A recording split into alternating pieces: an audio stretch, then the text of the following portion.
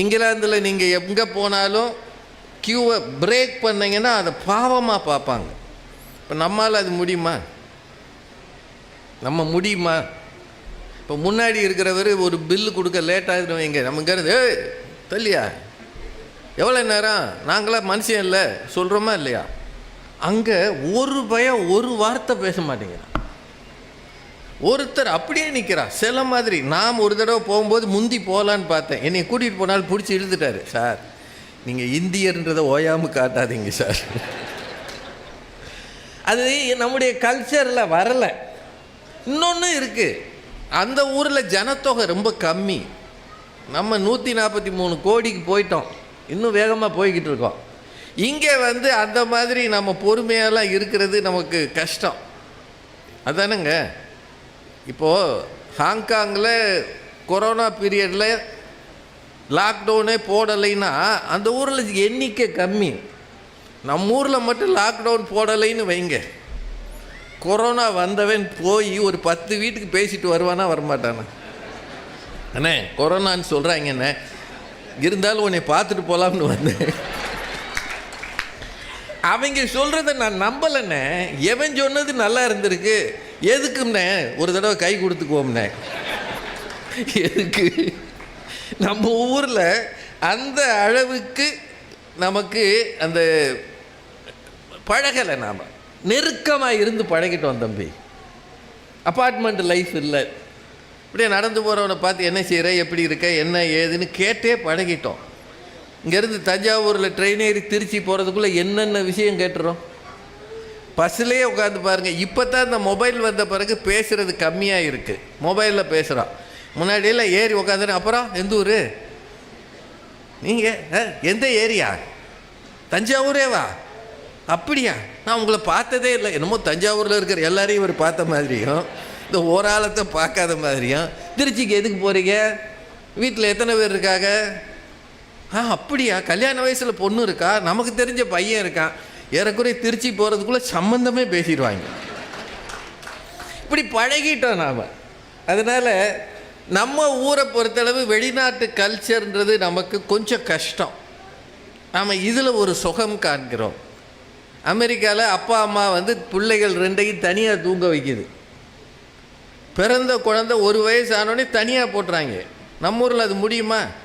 அவன் காலை தூக்கி நம்ம மேலே போட்டு 2 மிதி மிதித்தா தானே நமக்கு தூக்கமே வரும். அதில் அப்பா சொல்லுவார், நல்லா மிதிடா, நடுமுதுகில் மிதிடா, அங்கே தான்டா வலிக்குது, மசாஜ் பண்ணுற மாதிரியே இருக்குடா. அவன் பின்னாடி மிதிக்கிறேன்னுவான். அதாவது பின்னாடி நான் முதுகு பக்கமாக மிதிக்கிறேன். நமக்கு என்ன தோணும், 25 வயசு ஆகும்போது மிதிப்பான் போல். இதுதான் நம்ம நிலைமை இல்லையா? இந்த மாதிரி இருக்கிற ஒரு உலகத்தில் உலகம் சுற்றிய அனுபவத்தையும் சிரித்து கொண்டே ஜெயிக்கலாம் என்கிற தன் சிந்தனையையும் மிகச்சிறப்பாக நமக்கு வழங்கிய தம்பி ராஜ்மோகன் அவர்களுக்கு எல்லார் சார்பாகவும் மீண்டும் நன்றியும் வாழ்த்துக்களும். இனிமேல் நீங்கள் பெர்மனண்ட் பேச்சாளர் தான், கவலைப்படாதீங்க. பப்பாசி முருகன் உங்களை கணக்கு வச்சுருப்பார். ஏன்னா அவர் தான் எல்லாரையும் ஏற்பாடு பண்ணுறவர். திடீர்னு தேதி கேட்பார், இத்தனாம் தேதி இருக்கீங்களா அப்படின்வார். ஆமாம், என்னங்க விஷயம், தஞ்சாவூர் அப்படின்வார். அவர் உடனடியாக ஆளை ஏற்பாடு பண்ணுறதுல பெரிய ஆள். அவர் தமிழ்நாட்டில் எங்கெங்கே என்ன நிகழ்ச்சி நடந்தாலும் முழு பொறுப்பும் முருகனுக்கு தான். என்னங்க அமைதியாக இருக்கீங்க? நீங்கள் இதை கடவுள் முருகன்னு நினச்சாலும் சரி, பப்பாசி முருகன்னு நினச்சாலும் ரெண்டும் உண்மை தான். எல்லாத்துக்கும் அவர் தான் என்ன முழு பொறுப்பு. இப்போது நமக்கு ஒரு தலைப்பு, வாங்க பேசலாம் அப்படின்னு. இதே மேடையில் கொஞ்ச நாள் முன்னாடி பேராசிரியர் சாலமன் பாப்பையா தலைமையில் நாங்கள் ஒரு பட்டிமன்றம் நடத்தினோம். பேச்சா எழுத்தா, மக்கள் மத்தியில் மாற்றங்களை கொண்டு வருவது பேச்சா எழுத்தா அப்படின்னு ஒரு பட்டிமன்றம் நடத்தினோம். இப்போ பேசலாம் வாங்க அப்படின்னு சொல்லியிருக்கோம். எனக்கு வரவேற்பு சொன்ன சகோதரர் சொன்னார், வாங்க பேசலாம்ன்ற ஒன்றை இப்போது நடத்துகிறார்னாரு. இப்போ அது வரல. பல வருஷங்களுக்கு முன்னாடி தொடர்ந்து 7 ஆண்டுகள் நானும் திருமதி பாரதி பாஸ்கரும் அதை நடத்தினோம். அவ்வளோ பேர் தான் கேட்டிங்களா? ஏற்கனவே அவங்க இந்த வாரம் அவங்க பேசிட்டு போயிருக்காங்கன்னு பார்த்தேன். அது என்னவோ தெரியல, பாரதி பாஸ்கர்ன்ற பேரை சொன்னாலும் எல்லா ஊர்லேயும் கை தட்டுறாங்க. அது தஞ்சாவூர் அவங்களுக்கு ரொம்ப பிடித்தமான ஊராமே. அதனால் அவங்களும் நானும் நிறைய விஷயங்களை பேசினோம். உலகத்தில் இருக்கக்கூடிய 3 ஆப்பிள்கள் அப்படின்னு ஒரு தலைப்பில் பேசியிருக்கோம். பிளாக் ஹோல் என்கிற துளை, அதை பற்றி பேசியிருக்கோம். நிறைய செய்திகள், குடும்ப கதையிலிருந்து சமூக பிரச்சனையிலிருந்து. எம்எஸ்வி அவர்கள் மறைந்த போது 3 நாள் தொடர்ந்து அவரை பற்றி பேசினோம். அதே மாதிரி ஏபிஜே அப்துல் கலாம் அவர்கள் மறைந்த போது அன்றைக்கு நாங்கள், அது ரொம்ப வித்தியாசமான ஒரு நிகழ்வு, அந்த ரெக்கார்டிங் நடந்து கொண்டு இருந்தது. அதை முடிச்சுட்டு சன் தொலைக்காட்சி அலுவலகத்தில் அந்த ஆஃபீஸில் எழுந்து இப்படி வெளியே போகிறோம். அந்த செய்தி வருது, சன் நியூஸிலேருந்து வருது. அதை ஊர்ஜிதம் பண்ணிட்டு திரும்பவும் உட்காந்து அவருக்கு அஞ்சலியாக ஒரு நிகழ்ச்சி பேசினோம். அதை அடுத்த நாள் காலையிலே ஒளிபரப்பானது. வேறு எந்த சேனலையும் அவ்வளோ சீக்கிரமாக ஒரு நிகழ்ச்சி அவருக்கு அஞ்சலி வரல. அதை நாங்கள் வாங்க பேசலாம்ல பண்ணோன்றது ரொம்ப பெரிய விஷயம், நினைவில் நிற்கிற விஷயம். இன்றைக்கு ஒரு விசேஷமான நாள், உங்களை எல்லாருக்கும் தெரிஞ்சிருக்கும். இன்றைக்கு தமிழ்நாடு தினம். இன்னைக்கு அரசாங்கம் கொண்டாடுகிறது. 1968 ஜூலை 18 அன்று தமிழ்நாடு சட்டமன்றத்தில் தீர்மானம் நிறைவேற்றினாங்க. உங்களுக்கெல்லாம் இது தெரிஞ்சிருக்கும்னு நினைக்கிறேன், தெரியாட்டி தெரிஞ்சுக்கலாம். சுதந்திரம் வாங்கிய போது நம்ம ஊருக்கு மெட்ராஸ் பிரசிடென்சின்னு பேர். கொஞ்சம் ஆந்திரா, கொஞ்சம் கர்நாடகா, கொஞ்சம் கேரளா எல்லாம் இணைந்து தமிழ்நாட்டோடு இருந்தது. அதுக்கு பேர் மெட்ராஸ் பிரசிடென்சின்னு பேர். 1956 மொழிவாரி மாநிலங்கள் பிரித்தாங்க. அதாவது தமிழ் மொழிக்கு தனி மாநிலம், மலையாள மொழிக்கு தனி மாநிலம், தெலுங்குக்கு, கன்னடத்துக்குன்னு.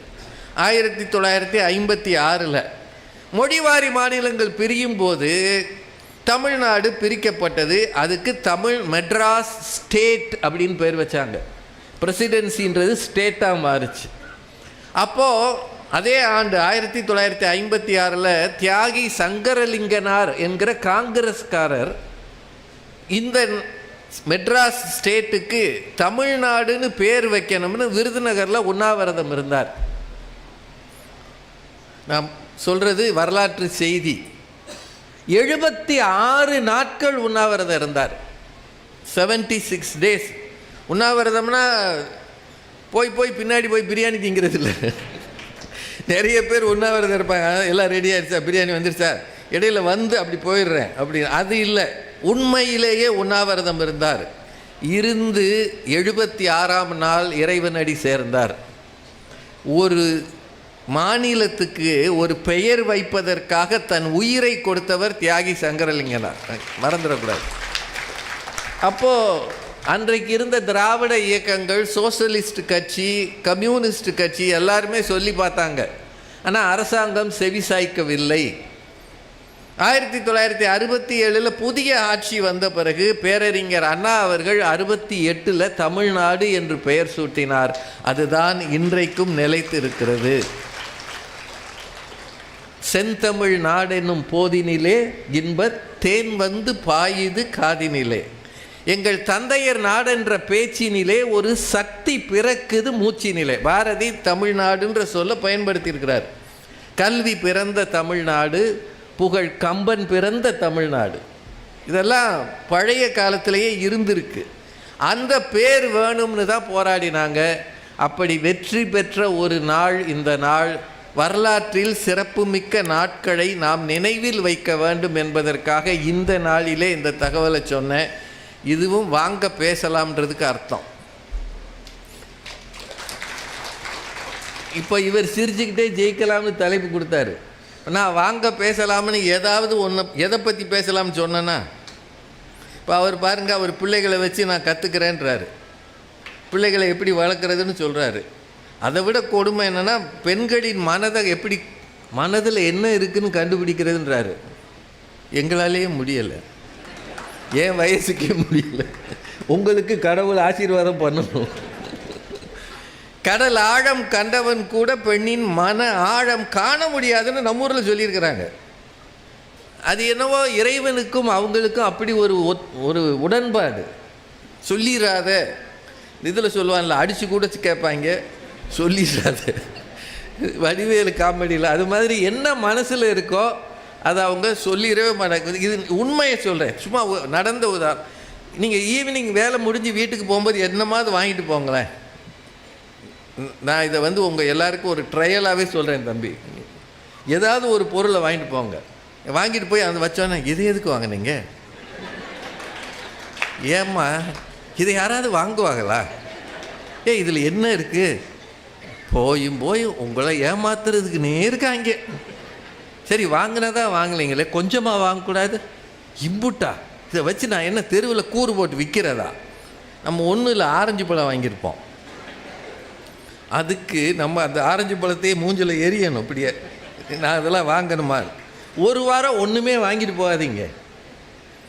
போன பிறகு வெறுங்கையோடு வந்திருக்கீங்க. இந்த பிள்ளைகள்லாம் ஏதாவது திங்கணும்னு நினைக்குமா இல்லையா? வரும்போது என்னமாதிரி வாங்கிட்டு வர்றது சொல்கிறாங்களா சொல்லலையா? எனக்கு ஆண்கள் யாருமே இதை அனுபவிச்சது இல்லையா? இப்படி இருக்கிறவங்களை போய் அவங்க மன ஆழம் என்னவென்று கண்டுபிடிப்பேன்னா எங்கிருந்தியா கண்டுபிடிக்கிறது?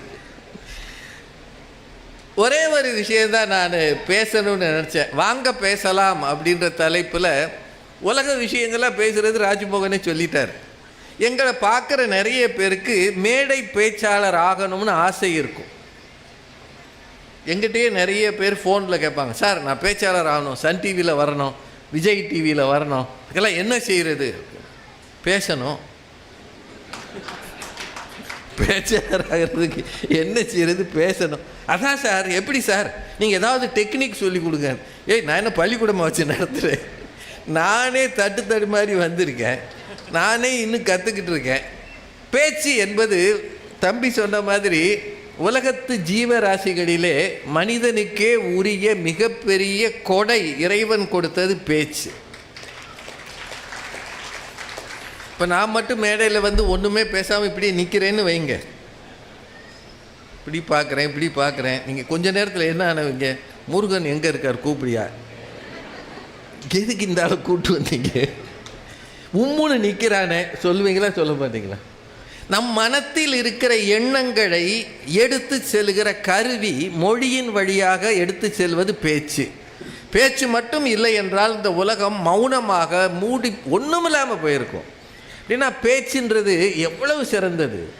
மௌனமே பார்வையால் ஒரு பாட்டு பாட வேண்டும் அப்படின்னு கண்ணதாசன் பேச முடியாதவங்களை பற்றி எழுதினார். அதனால் பார்வையிலேயே ஒரு பாட்டு பாடு, ஏன்னா நீ மௌனம் அப்படின்னு. அந்த மாதிரி நம்ம எல்லோரும் இருக்க முடியுமான்னு? ஒருத்தரை பார்த்து கொஞ்ச நேரம் பேசலைன்னா நமக்கு துருன்றது இருக்கும். இப்போ எங்களையெல்லாம் பார்க்குறவங்களுக்கு என்ன பேசுகிறதுன்னு தெரியாது. இப்போ நான்லாம் கொஞ்சம் டிவியில் வர்றேன்னு வைங்க, பார்த்த உடனே சார், அன்னைக்கு ஒரு அம்மா சார் நீங்கள், ஆமாம்மா இந்த டிவியில், ஆமாம்மா டிவியில் அழகாக இருந்தீங்க, இருங்கம்மா போய் மேக்கப் போட்டு வரேன், நீங்கள் வருவீங்கன்னு எனக்கு தெரியாதும்மா. என்னென்ன கேள்வி கேட்பாங்க, ஆளாளுக்கு ஒரு கேள்வி கேட்பாங்க. இதை நான் பேங்க்கில் வேலை பார்க்கும்போது இன்னும் வேடிக்கையாக இருக்கும். நான் வெளியூருக்காரங்க யாராவது எங்கள் பிரான்ச்சுக்கு வந்துட்டால் நான் உள்ளே உட்காந்துருப்பேன்ல, அவர் அப்படியே அங்கேருந்து பார்ப்பார் அப்படின்னுவார். நம்ம என்ன சொல்கிறது, பேங்க்கு நடந்துக்கிட்டு இருக்கு, ஏற்கனவே மேனேஜருக்கு நம்ம வேலை ஏகப்பட்ட பிரியம், பாதி நாள் இவர் லீவ் போட்டு வர்றதே இல்லைன்னு. அவர் என்ன நினைப்பார், இந்த லீவ் போட்டாலும் பிரச்சனை, வந்தாலும் பிரச்சனை, எவனாவது கூப்பிட்டு வந்துடுறாரு. அவங்க உள்ளே ஃபோட்டோ எடுக்கிறேன்னு வேறு சொல்லுவான். பிரான்ச்சு வேலை நடந்துக்கிட்டு இருக்கும்போது ஃபோட்டோ எடுக்கிறேன்னா எப்படி இருக்கும், கடுப்பாவார். அதனால் நான் ஆமாங்க இப்படி இங்கேருந்து கும்பிடுவேன், ஆமாங்கன்னு. என்ன சார் டிவியிலலாம் ஜோக்காக அடிக்கிறீங்க, இங்கே உங்களை தேடி வந்திருக்கேன் உம்முன்னு இருக்கீங்க. நான் பேசினா மேனேஜர் மெமோ கொடுத்துருவாரியா, உனக்கு என்ன போச்சு? இது எங்களை பார்த்த உடனே எல்லாருக்கும் ஏதோ ஒரு உணர்வில் பேசுவாங்க. இன்னும் சில பேர் ஏடா கூடமாக கேள்வியெல்லாம் கேட்பாங்க. ஏன் சார் நீங்கள் பட்டிமன்றத்தில் தோற்று போகிறீங்க?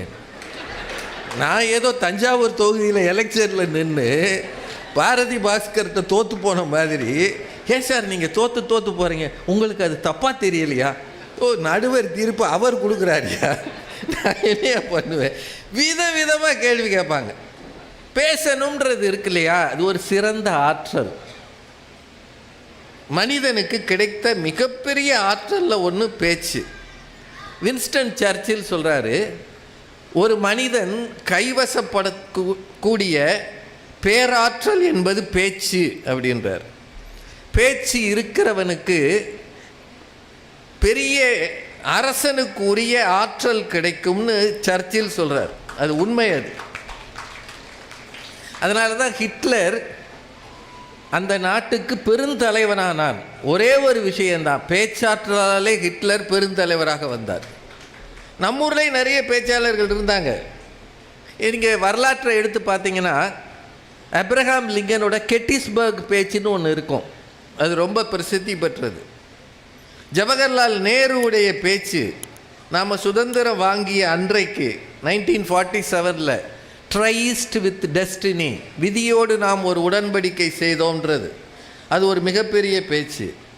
மகாத்மா காந்தியுடைய பேச்சு பம்பாய் கோவாலியா மைதானத்தில் 1942 பேசினார். அது ஒரு பெரிய விஷயம். 1942 அப்போ தான் வெள்ளையனே வெளியேறு, அந்த வீர முழக்கம் காந்திகிட்டேருந்து வந்தது. நீண்ட காலம் அகிம்சை என்கிற சிந்தனையோடே இருந்த ஒருத்தருக்கு செய் அல்லது நீங்களும் கொஞ்சம் இடையில இருந்தீங்கன்னா நல்லதுயா, என்னையும் ராஜ்மோகனையும் ஒத்தையில் விட்டுறாதீங்க. அந்த அளவுக்கு மகாத்மா காந்தி பேசினார். உங்களுக்கு எல்லாருக்கும் தெரியுமான்னு தெரியல, ஒரு செய்தி சொல்கிறேன். அந்த நிகழ்வில் கஸ்தூரிபா காந்தி அன்றைக்கு இருந்தாங்க பம்பாயில். கஸ்தூரிபா காந்தி அதிகம் பேசினவர் அல்ல, படிக்காதவங்க, காந்தி அளவுக்கு தெரியாது அவங்களுக்கு. மகாத்மா காந்தி சின்ன வயதிலேயே திருமணமானவர், குழந்தை திருமணம் அவங்களுக்கு. அப்போது ஆரம்ப நாட்களில் மகாத்மா காந்தி தன் மனைவிக்கு எழுத படிக்க சொல்லி கொடுத்தாராம். அப்போல்லாம் ஸ்லேட்டு, அவங்களுக்கு அது சரியாக வரல. காந்தி கிட்ட பேசுகிறதுக்கே கூசக்கூடியவங்க, ஆனால் தைரியமான பெண் அவங்க. அதை பற்றி ஒரு புத்தகம் வந்திருக்கு, த ஃபர்காட்டன் உமன் அப்படின்னு. கஸ்தூரிபா காந்தியை பற்றி ஒரு புக்கு வந்திருக்கு. வாய்ப்பு இருந்தால் எங்கேயாவது புத்தக கடைகளில் பாருங்கள், அதுக்கு தமிழாக்கமும் வந்திருக்குன்னு நினைக்கிறேன், த ஃபர்காட்டன் உமன். அந்த நாளில் வெள்ளையனை வெளியேறு என்று பேசி வீர முழக்கம் விட்ட பிறகு மகாத்மா காந்தியை சிறை பிடிக்கிறார்கள். வெள்ளை அரசாங்கம் அவரை அழைச்சிட்டு போகுது. அடுத்த நாள் மாலையில் அதே பாம்பே ஒரு மைதானத்தில் காந்தி பேசுவதாக இருந்தது. அப்போல்லாம் இந்தியா முழுக்க இருக்கிற அத்தனை காங்கிரஸ் தொண்டர்களும் ஒரு இடத்துல கூடுவாங்க. ஏன்னா அது மாநாடு. கூடிட்டாங்கன்னா ஒரு நாளோடு அது முடியாது. ஒரு நாள், 2 நாள், 3 நாள் நடக்கும். முதல் நாள்லேயே இவர் அரெஸ்ட் பண்ணதுனால அடுத்த நாள் பேசுவதற்கு ஆட்கள் இல்லை. ஏன்னா பெருந்தலைவர்கள் எல்லாரும் அரெஸ்ட் பண்ணப்பட்டார்கள். அப்போது கூட்ட நிர்வாகிகள் எல்லாரும் போய் கெஞ்சினாங்க, அல்லது பேசினாங்க, கெஞ்சலை பேசினாங்க. கஸ்தூரிபா அம்மா அங்கே இருந்தாங்க, அவங்ககிட்ட போய் சொன்னாங்க, இந்த மாதிரி பாபுஜியை அரெஸ்ட் பண்ணிட்டாங்க, நீங்கள் அப்படின்னு கேட்டாங்க. அவங்க சொன்னாங்க, பாபுஜி வரலைன்னா என்ன, அவ்வளவு பெரிய கூட்டத்தை ஏமாற்றக்கூடாது, நான் வருகிறேன் அப்படின்னு சொன்னாங்க. அவங்க பேசின மேடை பேச்சு அன்றைக்குத்தான். இந்த ஊரில் பெண்கள் இருக்கிற வரை பாபுஜியின் வழியை நாங்கள் பின்பற்றுவோம், எங்களுக்கு அவர்தான் தலைவர், அவர் சொன்ன பணியை செய்தே தீருவோம்னு 4 வரி பேசினாங்க. பேசி முடித்தோன்னே அவங்களே அரெஸ்ட் பண்ணி எரவாடா சிறைக்கு கொண்டு போனாங்க. அப்படின்னா பேச்சு ஒரு அதுவரை பிள்ளை பூச்சியை போல் அடங்கி கிடந்த ஒரு பெண்ணையும் தேவை வரும்போது வீறிட்டு எழ வைக்கிறது இல்லையா, இதுதான் பேச்சு ஆற்றல். அந்த பேச்சுக்கு பிறகு கஸ்தூரிபா காந்தியை மற்றவங்களாம், ஏன்னா போலீஸு விரட்டுது, நீ அங்கே போனேன்னா பிடிச்சிருவேன்னு, அதையும் மீறி போனாங்க. அது வரைக்கும் அதிகம் வழியில் வராத ஒரு பெண்மணி என்றால் கஸ்தூரிபா காந்தியின் பேச்சை பற்றி த ஃபர்காட்டன் உமன்ற அந்த புத்தகத்தில் இருக்குது. இதையெல்லாம் தெரிஞ்சுக்கிறது எப்படிங்க? பேச்சாளர் ஆகணும்னு வர்றவங்க எல்லாரும் என்ன கேட்பாங்க, எப்படி நான் பேசுகிறது, எப்படி ஜோக் அடிக்கிறது, எப்படி இத்தனை செய்திகளை மைண்டில் வச்சுக்கிறது அப்படின்னு எல்லாரும் கேட்பாங்க. அப்படி கேட்குற எல்லாருக்கும் சொல்லுகிற ஒன்றே ஒன்று, நீங்கள் படிங்க, நீங்கள் படிங்க. இந்த புத்தக கண்காட்சிக்கு எங்களையெல்லாம் கூப்பிட்டு விழா நடத்தும் போதே இந்த ஸ்டால் போட்டவங்கெல்லாம் கொஞ்சம் யோசிப்பாங்கல்ல, ஏன் அங்கே போக வேண்டிய ஆளெலாம் இங்கே உட்காந்துருக்கு. அதானுங்க உண்மை. இப்போ நீங்கள் அவ்வளவு பேரும் முதல்லையே போய் ஒரு புக்கை வாங்கிட்டு வந்திருக்கணும், இல்லை முடித்த பிறகு போய் ஒரு புக்கை வாங்கிட்டு போகணும். ரெண்டும் இல்லை அப்படின்னா பப்பாசிக்காரவங்க எல்லோரும் என்ன யோசிப்பாங்க, இவங்களை பேச விட்டால் கூட்டம் பாதி இங்கே வந்துடுது அப்படின்னு யோசிப்பாங்க. இல்லை என்னங்க நான் சொல்கிறது உண்மையா இல்லையா?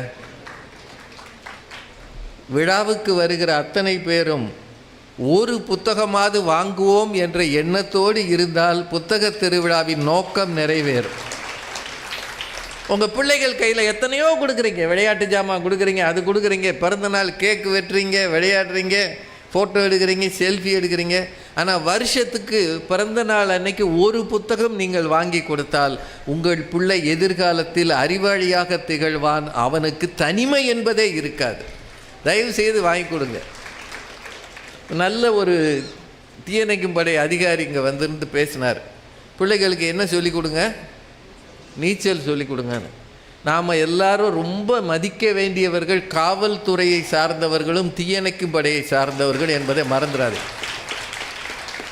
நமக்கெல்லாம் விழா பண்டிகை. இப்போ கூட அங்கங்கே வேட்டு போட்டுக்கிட்டு இருந்தாங்க, டம் டம்னு வெடி வெடிச்சது. ஆனால் தீபாவளி அன்னைக்கு லீவே எடுக்க முடியாத பரிதாப மக்கள் யாருன்னா தீயணைக்கும் படையினர் தான். ஏன்னா நம்ம பயிலுகிற எதிர் வீட்டு, நம்ம சந்திராயன் விட்டாலும் அவன் சந்திராயன் எதிர் வீட்டு கூரையில் தான் விடுவான். பொசுன்னு அங்கே எரிஞ்சதுன்னா கூப்பிட்டுருவாங்க தீயணைக்கும் படையை. டங்கின்னு வந்து அவர் தேடி வந்து அங்கே தண்ணி எங்கே இருக்குன்னு தேடி இருக்குல்லங்க. யார் என்ன, இன்னும் சில பேர் காதலியோட சண்டை போட்டுட்டு ஏர்டெல் கோபுரத்தில் ஏறிடுறான். அவனை இறக்குறதுக்கு காவல்துறையும் தீயணைக்கும் படைத்துறையும் வந்து, இறங்குடா சாமி, அவளை வர சொல்லு. அதான் நான் வந்திருக்கேனடா, நான் அவளைத்தான் காதலிக்கிறேன், அவங்க அப்பா கொன்னே விடுவார். ஏண்டா நீ பண்ணது ஒருதலை காதல், இதில் அவளை வர சொல்லி இவளை வர சொல்லுன்னு ஏறி பாதி வெளியில் நிற்கிறிய. நீ தான் அங்கே இருக்கிய, அந்த ஃபோன்லேயே பேசுகிறா. இது வரைக்கும் டவரில் ஏறி பேசின ஒரே ஆள் நீ தான்டா. சொல்ல முடியுமா? அவனை இறக்கி தாஜா பண்ணி கீழே இறங்குற வரைக்கும் கை வைக்காம,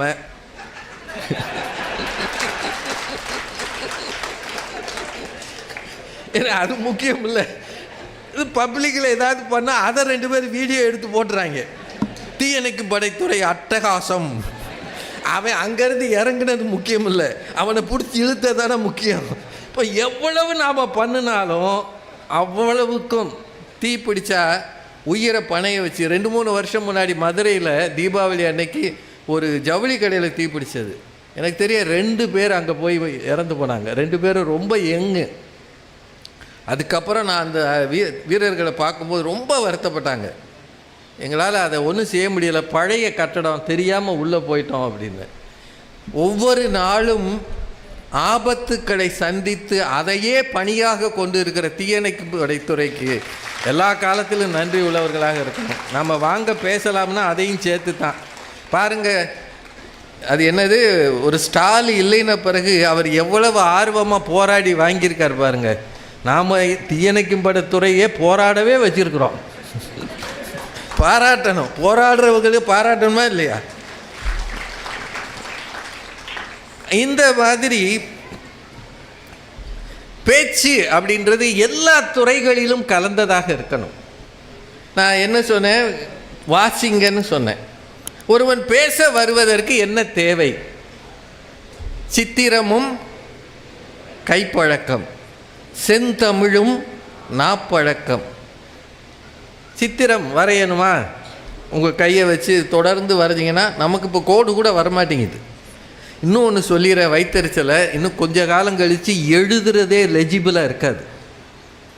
நீங்கள் எந்த அளவுக்கு கேட்ஜெட்ஸ் பயன்படுத்துகிறீங்களோ அந்த அளவுக்கு உங்கள் கை வணங்காது. நான் உங்களுக்கு ஒரு வாரம் உட்காந்தே இருந்து பழகிடுங்க, படுத்தே இருக்கிறீங்க, திரும்ப நடக்கிறது கஷ்டம். ஒரு வாரம் எழுதாமல் இருக்க. இப்போ நான்லாம் வேலையை விட்டுட்டேன்னா என்ன சொல்லிட்டாங்க. பெருந்தன்மையாக சொல்லுது. என்னை பார்க்குற சின்ன பேர், சார் விஆர்எஸ்ஸா? ஆமாம் சார். அவனே விரட்டி விட்டாங்க. ரிட்டையர் ஆகிட்டோம்னு வைங்க. இப்போ எழுதுறதே இல்லை. அப்படியே பேங்க்கில் போனாலும் அவர் கனரா பேங்க்கில் இருக்கிறாரு, இப்படி தட்டுறாரு, அப்படி தட்டுறாரு, ஸ்க்ரீனில் வருது. நாங்களாரும் மேனுவலாக பேலன்ஸ் பண்ணியிருக்கிறோம். டோட்டல் போடுறதுன்றது இப்போ யாருக்குமே தெரியாது. ஒரு 3 நம்பரை எழுதி பையனை கூட்ட சொல்லுங்கள். 3 நம்பரு 333, 786, 610 கூட்டுறாருன்னு சொல்லுங்கள். கால்குலேட்டர் கொடுன்றான். மொத்தம் 3 நம்பர் தாண்டா, தெரியாது. மனம் கணக்கு போட்டு பழகியது, இப்போது மனம் வீக்காக போச்சு. எழுதுவதும் இருக்காது. சார், இந்த ஊரில் டிமென்ஷியெல்லாம் ஒரு காலத்தில் இல்லைன்றாங்க. காரணம், ஆண்டுகள் பலவாக எழுத்து இல்லாத காலத்தில் வேதங்களை மனனம் செய்து தலைமுறைக்கு கடத்திய மக்கள் நாம். எத்தனை அவ்வளவு எழுத்துக்களையும் மனப்பாடம் செய்து பாட பேதம் இல்லாமல் கடத்தியிருக்கிறோம். எவ்வளவு மனப்பாடம் இருந்திருக்கு. ஏன் வாய்ப்பாடு படிச்சிருக்கிறோம் ஒரு காலத்தில். 16 வாய்ப்பாடு, 20 வாய்ப்பாடு, கரை, கால், அரை, மாகாணி இதெல்லாம் இருந்தது. வீசம். இப்போ ஒன்றும் தெரியாது. எழுத்தும் நாளடைவில் போய்விடும். எழுத்தர்னு ஒருத்தவங்க இருந்தாங்கள, கிளர்க்கு. அவங்க எழுத்தெல்லாம் எவ்வளோ அழகாக இருக்கும் தெரியுமா? பழைய பத்திரங்கள்லாம் நீங்கள் பார்த்தீங்கன்னா தெரியும். இப்போ நம்மால் கோழி கிண்டுன மாதிரி, ஏன்னா என் பங்குக்கு ஒரு பறவையை சொல்லிடுறேன். அவர் புறாவை சொன்னார், நான் கோழி கிண்டுன மாதிரி அவ எழுதுகிறான். எழுத்து என்பது இல்லாமல் போகிறது. இந்த நேரத்தில் பேச்சு என்பது சித்திரமும் கைப்பழக்கம், செந்தமிழும் நாப்பழக்கம், வைத்ததொரு கல்வி மனப்பழக்கம், நாளும் நடையும் நடைப்பழக்கம், நட்பும் தயையும் கொடையும் என்னது பிறவி குணம். இது முக்கியம் இல்லையா? நீங்கள் அமைதியாக இருந்தீங்கன்னா சீக்கிரம் முடிச்சிடுவேன். அதுதாங்க வேணும், சீக்கிரம் போய் சாப்பிடணும். நட்பும் தயையும் கொடையும் பிறவி குணம். அது ஏங்க ஒரு சிலருக்கு மட்டும் கொடுக்கணும்னே தோணுது? ஏன் மகாபாரதத்தில் கர்ணனால் அவ்வளவு கொடுக்க முடிந்தது? மாமன்னன் கர்ணனோ தன் கரம் நீட்டுவார், மற்றவர் எடுத்துக்கொள்வார் பாட்டு எழுதினார். மற்றவெல்லாம் இப்படி கொடுப்பான், அவன் நீட்டுவான், எது வேணாலும் எடுத்துக்கிடான்வான். அது ஏன் அவனுக்கு வைத்தது? அது பிறவி குணம். தயை, மற்றவர் மீது காட்டுகிற அன்பு, இரக்கம், இதெல்லாம் பிறவி குணம். இப்போது பேச்சு அப்படின்றது நாப்பழக்கம். எவ்வளவு பேசுகிறீங்களோ அவ்வளவுக்கு நல்லது. இப்போ சில பேர் இந்த சின்ன பிள்ளைகள் மேலே திணிக்கிறாங்க, நீ பேச்சாளர் ஆகு, எப்படியாவது பேசவான்னு. சத்தியமாக சொல்கிறேன், திணிக்காதீங்க. உங்கள் பிள்ளைக்கு மொழியின் மீது பற்று இருந்து இலக்கிய ஆர்வம் இருந்தால் அவனாக பேச்சாளராக வருவான்.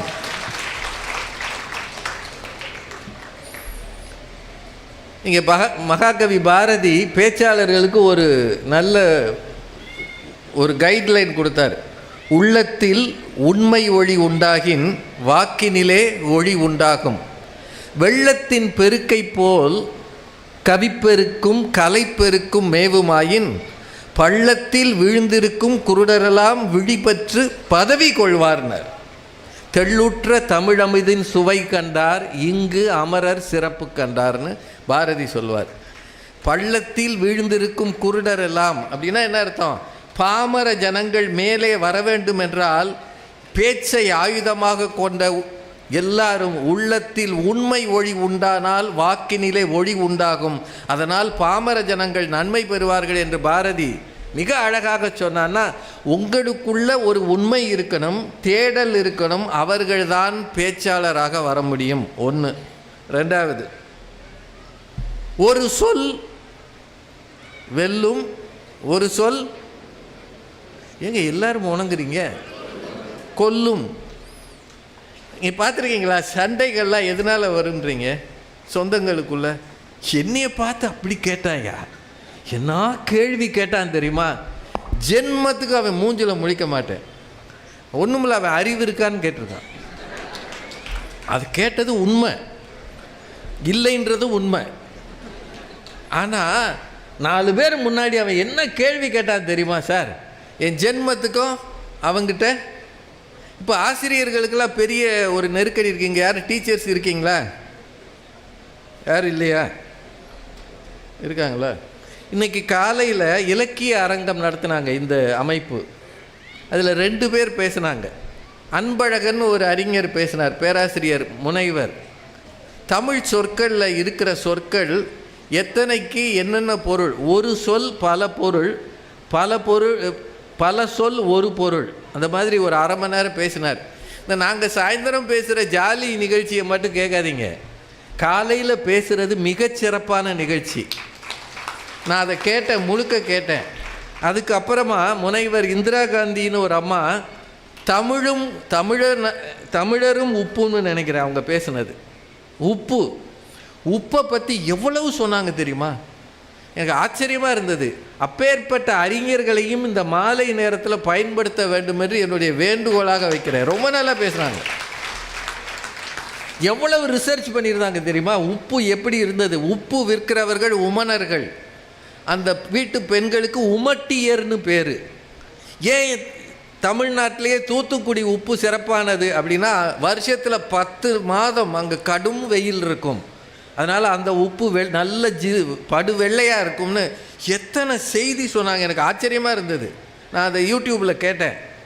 எப்போவுமே பிறர் பேசுவதை எவர் கேட்கிறாரோ அவர்தான் பேச்சாளராக தகுதியானவர். கற்றிலனாயினும் கேட்க. நான் படிக்க முடியாது, நான் அவ்வளவு செய்தியை நான் படிக்க முடியாது, எத்தனை புத்தகம் தேடுறது. ஆனால் அந்த முனைவர் இந்திரா காந்தி அவ்வளவு செய்திகளை சொன்னாங்க. நீ இன்னும் படிக்கணும்னு அவங்க சொன்னதை கேட்டு நான் புரிஞ்சுக்கிட்டேன். ஒரு உப்பை பற்றி ஒரு பெண்ணால் இவ்வளவு பேச முடியும் என்றால் நாம் கற்க வேண்டியது நிறைய இருக்கிறது. அரிதொரும் அறியாமை கண்டற்றால்ன்றதை தெரியும் போது தெரிஞ்சுக்கிறோம் இல்லையா? அது மாதிரி யாரெல்லாம் பேச்சாளர் ஆகணும்னு ஆசைப்படுறீங்களோ நீங்கள் மற்றவர்கள் பேசுவதை கேட்கணும். சரியா?